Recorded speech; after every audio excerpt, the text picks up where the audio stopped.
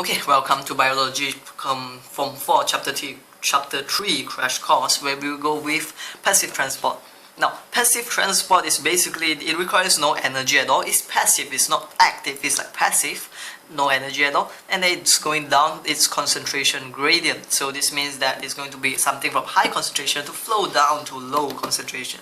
So it's like going down a slide, it does not require any energy at all. Now, first thing you need to remember is simple diffusion, where it is like from high concentration flow to the low concentration, and in this case we are talking about high concentration of all the solids flowing down to the lower concentration until the equilibrium is achieved. It's just like high concentration flowing down, it's like water flowing down until they both level achieve a similar level. That's when you say equilibrium is achieved. It's for solid and so on as well. And yeah, it's solid and water. So basically the next thing is going to be the osmosis, where it is the diffusion of water molecules across semi-permeable membrane. Now, this is where students tend to get confused, but we are going to let's remember two things when we are identifying this osmosis. One is solute concentration, the other one is water concentration. It flows from a high water concentration to a low water concentration. And let's think about this. High water concentration basically just means that there are a little bit of solid inside, right?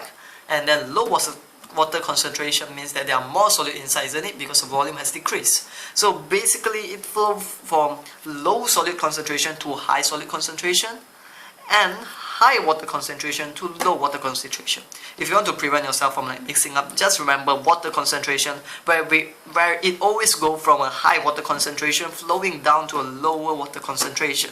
So yeah, the next thing is going to be about the process of the osmosis, where we are going to talk about the two process where it comes to the osmosis when the water is lacking. In plant, is going to be called plasmolysis and deplasmolysis. When this plasmolysis is like the whole plant starts to wilt and the cell membrane get pulled away from the plant cell wall, and then the deplasmolysis is when you put in the water and the process of plasmolysis is reversed. So yep, it becomes fat and turgid again. Now for a cell that is like red blood cell, it's like the same thing, but when it has too much water, it bursts. That process is called hemolysis, while when it shrinks so much, it's called crenation. It crenates is like shrinking.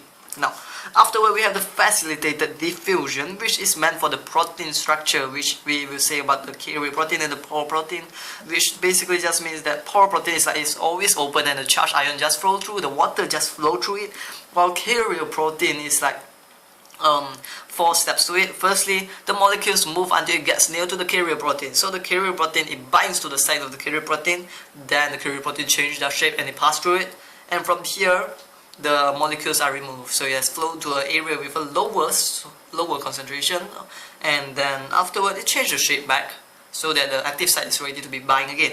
So 4 steps. Molecule moves to get near it, it binds to the site, it changes shape to allow it to pass. After it has been released, it changes the shape of the carrier protein back. Now, the next thing, we actually have the active transport, where we go from a lower concentration to a higher concentration, very abnormal, lower concentration of solid to a higher concentration, where it uses the ATP as energy, and then basically it's like climbing up a slide. Just now we say we are going down a slide where gravity is helping us, but in this case gravity is not helping us, we are climbing up the slide. So when we climb up the slide, we need ATP as our energy. So carrier protein, it does the same thing.